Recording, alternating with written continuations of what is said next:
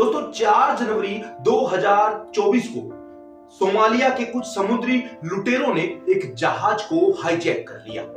दोस्तों हाईजैक हुए उस जहाज को ये लुटेरे सोमालिया के तट पर ले गए। उस जहाज में थे कुल 21 क्रू मेंबर्स, जिनमें 15 भारतीय थे। दोस्तों इस खबर को मिलने के बाद हमारी भारतीय नौसेना ने भारत से INS चेन्नई को रवाना किया। लगभग 4000 किलोमीटर की दूरी और 24 घंटे बाद ये समाचार मिलते हैं, तभी क्रू मेंबर्स को सुरक्षित बचा लिया गया है। दोस्तों असल में तो हमारी भारतीय नौसेना का भेजा INS चेन्नई जो था, उसके ऊपर तैनात थे हमारे मार्कोस कमांडो। दोस्तों इन्हीं मार्कोस कमांडो की तारीफ कुछ ही समय पहले प्रधानमंत्री नरेंद्र मोदी जब राजस्थान में एक मीटिंग में आते हैं तो अधिकारियों को इसकी बधाई देते हैं कि कैसे हमारे मार्कोस कमांडो ने मिलकर इस मिशन को सफलतापूर्वक हासिल कर लिया और उन 21 क्रू मेंबर्स की जान भी बचा ली। इसके बाद से ये मार्कोस कमांडो चर्चा में आ गए हैं। दोस्तों इन मार्कोस कमांडो को दुनिया के सबसे खतरनाक कमांडो में गिना जाता है। आखिर क्यों है ये इतने खतरनाक कमांडोज और आखिर कौन होते हैं और इन्हें कैसे तैयार किया जाता है जिससे ये बनते हैं एक बेहतरीन मार्कोस कमांडो, तो बताएंगे आपको कुछ ही मिनटों में। दोस्तों ऐसी और भी शानदार और मजेदार जानकारियां जानने के लिए चैनल को जरूर सब्सक्राइब कर लेना। दोस्तों इन मार्कोस कमांडो की एक टैगलाइन है जिसमें कहा जाता है द फ्यू द फियरलेस, यानी कुछ बेखौफ और निडर लोग। दोस्तों साल 1985 में मार्कोस कमांडो का एक दल तैयार किया गया। उसका नाम था इंडियन मरीन स्पेशल फोर्स यानी IMSF, और अगले 2 साल में ही इस IMSF का नाम बदलकर MCF रख दिया गया यानी मरीन कमांडो फोर्स। दोस्तों ये जो ताकतवर लोग हैं ये समुद्र में हमारे देश की रक्षा करते हैं और किसी भी खतरनाक से खतरनाक मिशन को सफल बनाने में अपनी पूरी भूमिका निभाते हैं। ऐसा बताते हैं कि इनकी टेस्टिंग इतनी सख्त और मुश्किल होती है, इसी कारण से 1000 लोगों में से सिर्फ 4 या 5 लोग ही चुने जाते हैं। किसी भी एक मार्कोस कमांडो को तैयार होने में उसे 4 स्टेज से होकर गुजरना होता है। अब आपको बताएंगे वो क्या है 4 स्टेज। दोस्तों सबसे पहले आता है प्री सिलेक्शन। इसके अंदर ज्वाइन करने वाले जवानों को 3 दिन तक अपना फिजिकल टेस्ट देना होता है। इसके अलावा सरकार के और सेना के कुछ पैरामीटर्स पर इन्हें खरा उतरना होता है और इसके बाद ये जाते हैं सेकंड नंबर स्टेज पर। उस स्टेज को कहते हैं हेल वीक यानी नरक का सप्ताह। इस पूरे सप्ताह में इनके साथ क्या क्या होता है वो भी आप जान लीजिए।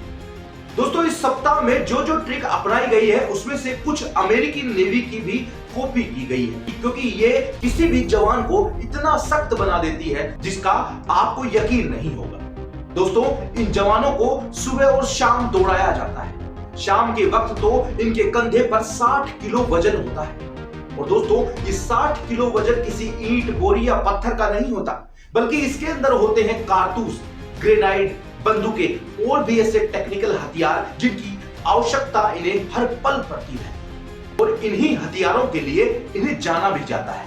इस सप्ताह में बाकी समय इन्हें रिलैक्स और अपना समय बिताने के लिए छोड़ा नहीं जाता, बल्कि इन्हें पूरा दिन इतना व्यस्त रखा जाता है, इतना व्यस्त रखा जाता है जिससे ये अपनी जिंदगी के पर्सनल ख्याल भी भूल जाते हैं, क्योंकि किसी भी कमांडो को अपने काम के सिवा किसी और चीज पर फोकस रखना गैर कानूनी माना जाता है। दोस्तों जैसे तैसे ये मार्कोस कमांडो बनने के लिए सेकंड स्टेज पार करते हैं तो तीसरी स्टेज इससे भी भारी होती है जिसे कहते हैं आर्मी ट्रेनिंग। दोस्तों इस आर्मी ट्रेनिंग में इन कमांडोज को धरती पर रहकर वार और युद्ध करने की ऐसी ट्रेनिंग दी जाती है जिससे ये कभी भी धरती पर हार का सामना ही नहीं करते। ऐसा नहीं है कि सिर्फ इन्हें आर्मी ही ट्रेनिंग देती है, आर्मी के साथ नेवी भी इन्हें ट्रेन करती है। इस ट्रेनिंग में होता है चलते हुए जहाजों पर हथियार चलाना, नाव चलाना, फोटोग्राफी करना, बिना हथियारों के लड़ाई करना और कुछ ऐसी टेक्निक जिसका दुश्मनों को अंदाजा भी नहीं होता।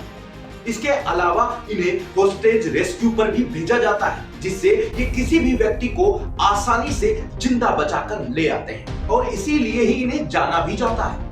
और यहाँ से पास करने के बाद इन्हें भारत के ही कोच्चि के तट पर भेज दिया जाता है समुद्र की ट्रेनिंग लेने के लिए, क्योंकि समुद्र अपने आप में एक अलग दुनिया है जिस पर अलग अलग जीव रहते हैं।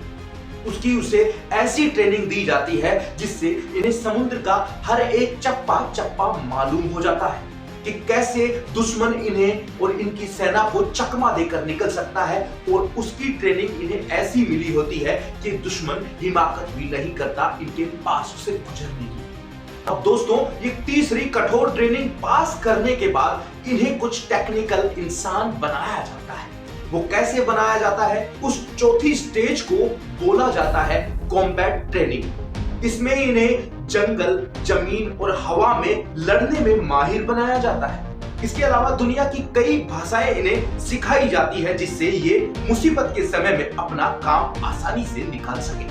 दोस्तों, इसी चौथी स्टेज में इन जवानों को इतनी कठोर यातनाएं दी जाती है और इसी का कारण है कि उन कठोर यातनाओं को न सह पाने के कारण इनमें से भी कई जवान हारकर बाहर निकल जाते हैं। और ये चारों स्टेज पार करने के बाद तैयार होते हैं मार्कोस कमांडो, जिनकी आज पूरी दुनिया में चर्चा हो रही है। दोस्तों, किसी भी तैयार हुए मार्कोस कमांडो के पास क्या क्या होता है, अब ये भी आप जानते हैं।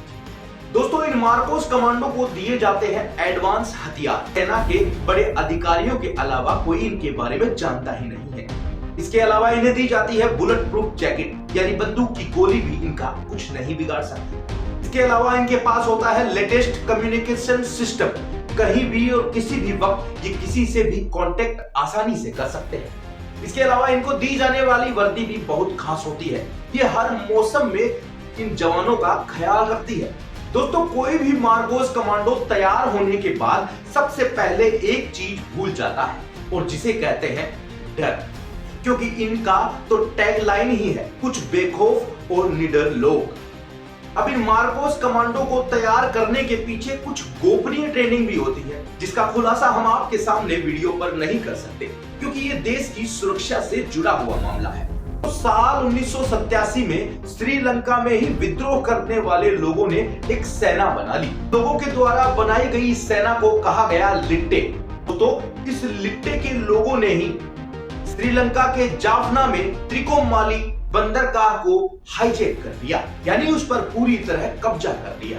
श्रीलंका की आर्मी वहां जाने को तैयार ही नहीं हो रही थी, क्योंकि ये जो लिट्टे की आर्मी है ये बहुत ही निर्दयी होती है। किसी भी जिंदा बचे हुए इंसान के साथ ये बहुत बुरा हश्र करती है। लेकिन श्रीलंका में मौजूद थी भारत की शांति सेना। दोस्तों, इस शांति सेना ने मात्र 18 कमांडोज को मैदान में उतारा और उन्हें कहा कि इस बंदरगाह को फ्री करवाने की जिम्मेदारी अब तुम्हारी। दोस्तों, ये मार्कोस कमांडो अब निकलते हैं अपने मिशन पर। आप यकीन नहीं करेंगे, लेकिन 12 किलोमीटर तक ये समुद्र में तैरते तैरते उस बंदरगाह तक पहुंचते हैं और पहुंचते ही लगभग 100 लोगों को मौत के घाट उतार देते हैं। और इसके तुरंत बाद श्रीलंका को उस पर फिर से कब्जा दिलवा दिया जाता है। दोस्तों, इसके अलावा आपको याद होगा मुंबई में हुआ ताज होटल पर आतंकियों द्वारा हमला। इस हमले की खबर आते ही नौसेना ने अपने मार्कोस कमांडो को वहां भेज दिया था, इसीलिए स्थिति उससे बदतर नहीं हो पाई। इस मार्कोस कमांडो के ग्रुप ने कुछ और भी ऐसे मिशन सफलतापूर्वक हासिल किए हैं जिसका इतिहास में नाम दर्ज है। शायद यही कारण है कि हमारे देश के प्रधानमंत्री भी इनकी तारीफ करते नहीं थक रहे थे। दोस्तों, हमें तो गर्व है इन कमांडोज पर, और क्या आपको भी है तो कमेंट में जरूर बताएं। दोस्तों, फिर मिलेंगे एक नई सी जानकारी के साथ, तो लगातार देखते रहिए गो न्यूज़। जय हिंद।